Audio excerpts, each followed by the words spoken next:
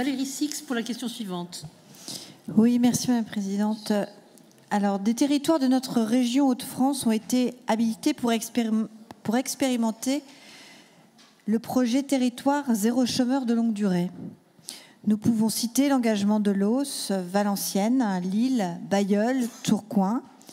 La région a d'ailleurs pris sa part en les accompagnant par des subventions sur des dépenses de fonctionnement et d'investissement au démarrage de leur activité. L'État, durant l'été, a pris un arrêté réduisant la contribution au développement de l'emploi de 102 à 95% du SMIC à compter du 1er octobre 2023, mettant en péril les équilibres financiers des entreprises à but d'emploi.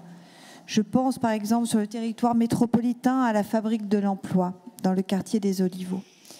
Monsieur le Président, Monsieur le Vice-président, quelle est la position de la région face à cette décision de l'État impactant ces entreprises à but d'emploi?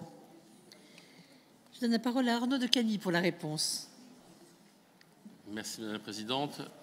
Madame la conseillère régionale, chère Valérie, même chose que l'apprentissage. C'est-à-dire que l'État définit les objectifs dans le cas de territoires qui vont être labellisés territoire zéro chômeur de longue durée et fixer le cap à 100 territoires. Donc ça veut dire entre 10 et 11 pour la région des Hauts-de-France. Et la région des Hauts-de-France, d'ailleurs, va accompagner une dizaine de territoires.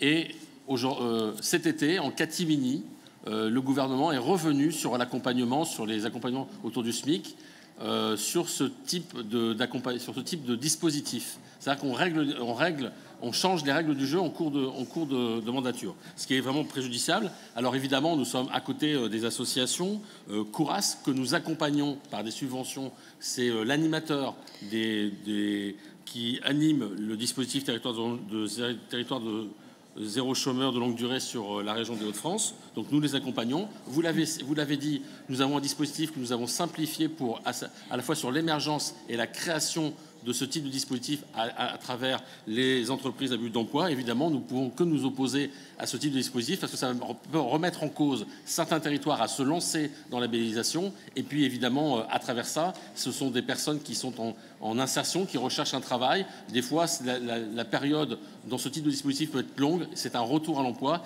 Et on veut revenir sur ce dispositif.